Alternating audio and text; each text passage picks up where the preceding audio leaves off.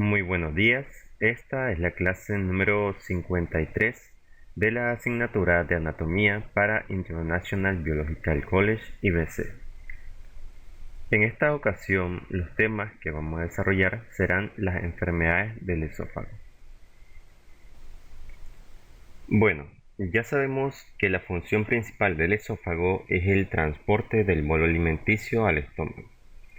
El esófago no digiere el alimento ni secreta ninguna sustancia, salvo pues algo de mucosidad, lo cual ayuda a lubricar y facilitar el paso del alimento.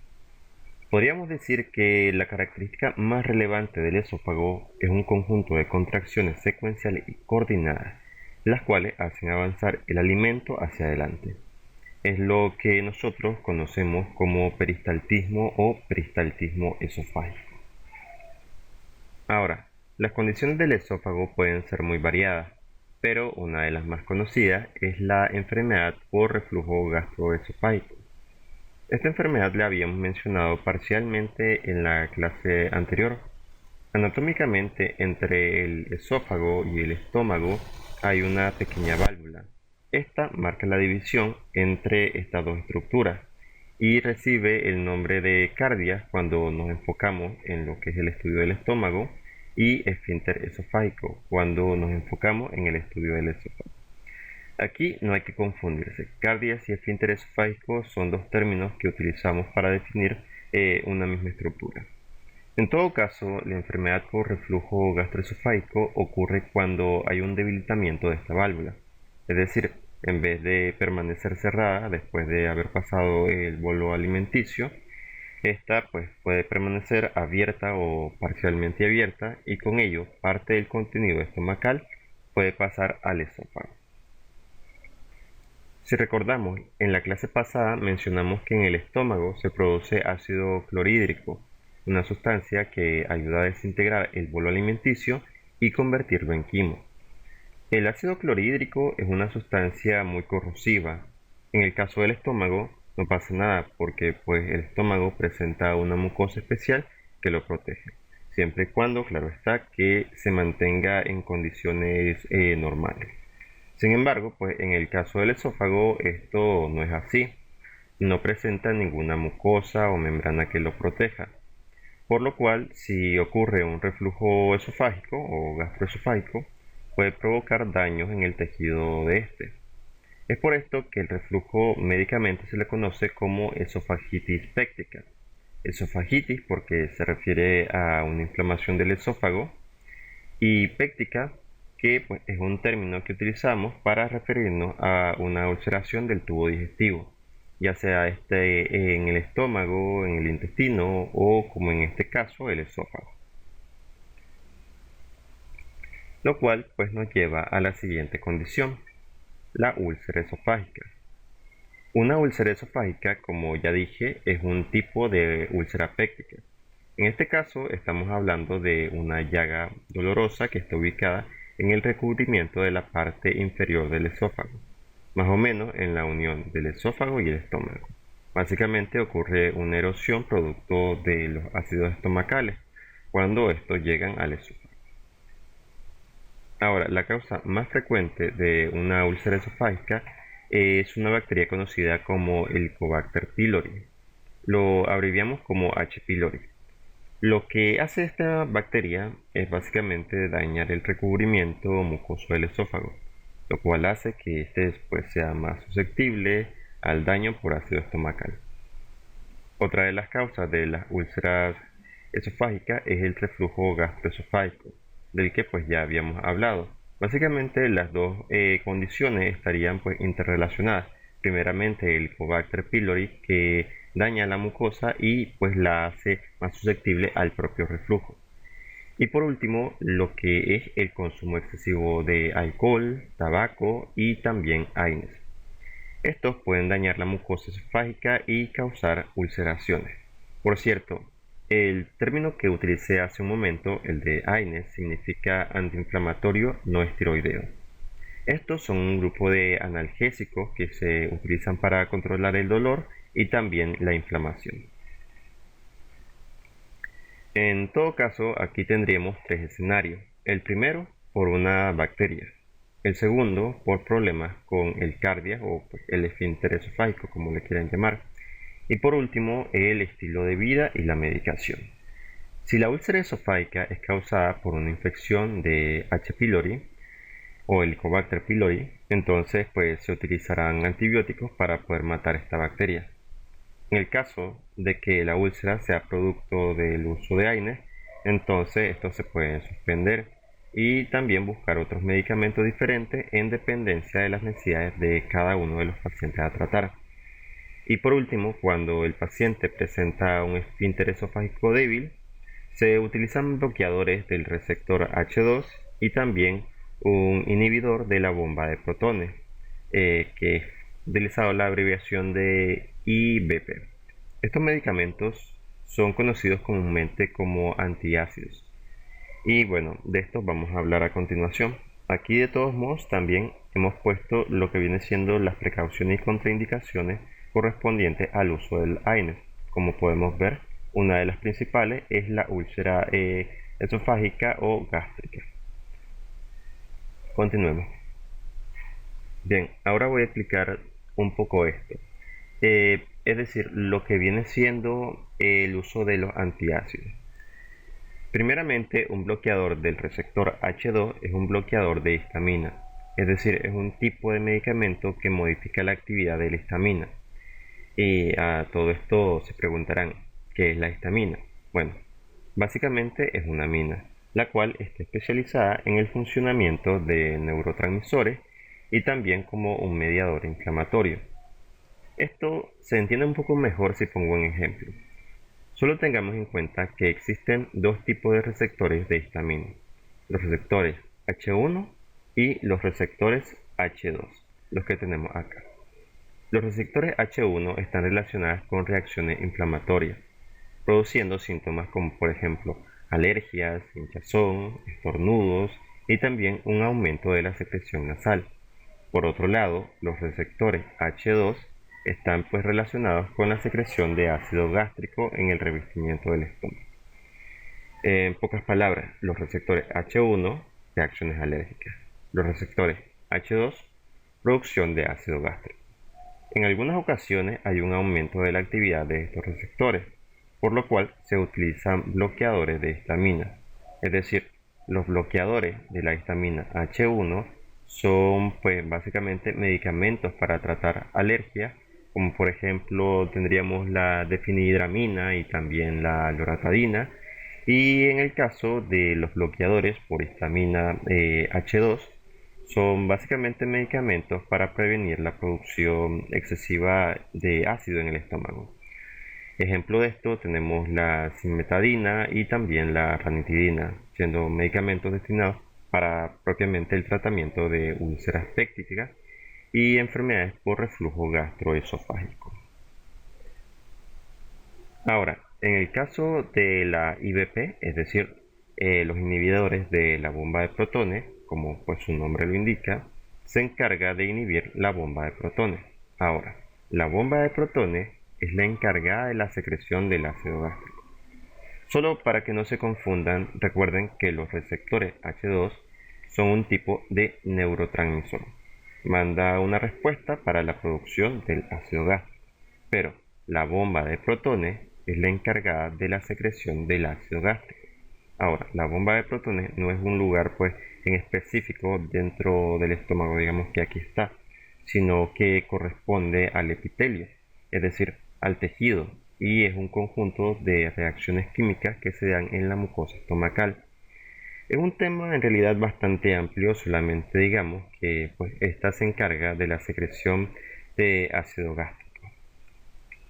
En todo caso, los inhibidores de la bomba de protones actúan bloqueando la producción del ácido estomacal. En este caso estaríamos hablando de algunos fármacos como por ejemplo la omeprazol, la pantoprazol, la esomeprazol, la reveprazol. Son fármacos que pues, son utilizados comúnmente en las úlceras estomacales o duodenales. También en casos de reflujo gastroesofágico y también en conjunto con antibióticos cuando se presenta la bacteria que habíamos mencionado, la H. pylori o Helicobacter pylori. Por otro lado, se puede pues, utilizar como una forma de prevención de lesiones cuando se inicia un tratamiento con antiinflamatorios no esteroideos. Recordemos que habíamos mencionado que pues, estos antiinflamatorios no esteroideos ayudan para el dolor, pero también pueden dañar la mucosa gástrica e incluso también daños de tipo hepático y en los riñones. En todo caso, estos medicamentos tienen que ser administrados a al menos unos 30 minutos antes de la ingesta de los alimentos, no propiamente cuando una persona simplemente sienta ardor o molestia gástrica. Se tienen que utilizar correctamente para que su efecto sea adecuado. Ahora, solamente para concluir con esta parte, si una persona presenta problemas de reflujo gastroesofágico o úlcera esofágica, tendríamos que hacer unos cambios en el estilo de vida de la persona, como primeramente evitar el consumo de café, bebidas gaseosas y alcohol. También realizar ejercicios y mantener un peso adecuado. Evitar acostarse después de comer y, de ser posible, dormir con la cabecera de la cama levantada unos 10 a 12 centímetros o incluso mejor dormir del lado izquierdo, como pues se muestra en la figura que tenemos acá. Ahora, otra de las condiciones que se relaciona también con el reflujo gastroesofágico es el esófago de Barrett. El esófago de Barrett es una afección en la que el revestimiento plano y rosado del esófago es dañado por el reflujo gastroesofágico, como podemos ver aquí, donde aquí la mucosa normal es de color rosado y pues como podemos observar en el esófago de Barrett esta se vuelve rojiza, incluso se engrosa. Para poder diagnosticar el esófago de Barrett se puede realizar una endoscopía, un examen en el cual pues se introduce un tubo largo con un sistema de cámara de iluminación que pues nos ayuda a observar en el interior tanto del esófago, el estómago e incluso en la parte correspondiente al duodeno, que es el primer segmento del intestino. Esta imagen que pues tenemos aquí es un ejemplo de la endoscopía y pues como había dicho se puede ver la zona rosada, la mucosa normal, mientras la zona rojiza es el esófago de Barrett. Es decir, el área del esófago ha sido dañada producto del ácido estomacal. Además de la endoscopía, casi siempre se opta por realizar una biopsia en caso de presentarse esta condición. Una biopsia es cuando se toma una pequeña muestra del tejido de alguna zona del cuerpo, en este caso pues del esófago. Ahora se preguntarán, ¿para qué se hace esto? Bueno, esto se hace para poder determinar si existe un grado de cambio en el tejido del esófago. Y es que hay que tener en cuenta que el esófago de Barrett está relacionado con el cáncer esofágico, de modo que la realización de una biopsia nos va a ayudar a determinar si en el esófago hay una displasia, si hay una displasia de bajo grado o si hay una displasia de alto grado. Cuando no hay displasia es cuando se observa el esófago de Barrett, pero no se detecta cambios precancerosos en la célula. En la displasia de bajo grado es si las células muestran un pequeño signo de cambio precanceroso. Y por último, la displasia de alto grado es si las células muestran muchos cambios y en este caso se considera que la displasia de alto grado es el paso final de la célula para que éstas se transformen en un cáncer esofágico. Básicamente una mutación que conlleva a la presencia del cáncer. Así que hablemos un poco de esto. Como habíamos mencionado, este puede ocurrir cuando se presenta una displasia, es decir, hay un conjunto de células anormales. Esta displasia puede ser producto de una alteración, un daño o una exposición constante a agentes tóxicos. En dependencia del grado de displasia, las células se pueden multiplicar de forma acelerada e irregular, dando como resultado una masa de tejido anormal. Ese momento es cuando ya estamos hablando de cáncer. Sin embargo, no todos los cánceres son iguales. Al menos en el esófago, los tipos de cánceres más comunes son el carcinoma de células escamosas y también el endocarcinoma. Para entender mejor esto, enfoquémonos en el adenocarcinoma.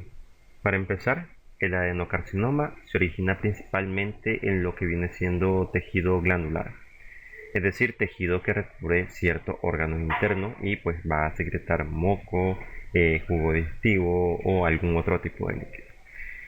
En general, el adenocarcinoma se puede presentar en mamas, pulmones y en gran parte del sistema digestivo, incluyendo, claro, el esófago.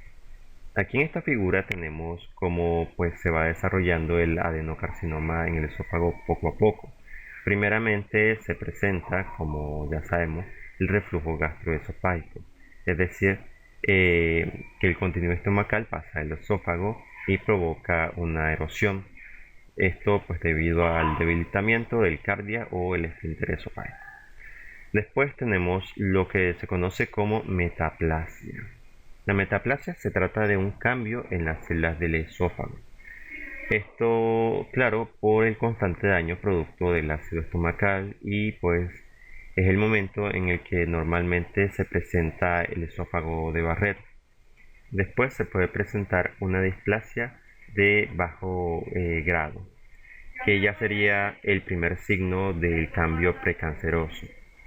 Después tendríamos la displasia de alto grado, donde los cambios de las células son bastante considerables.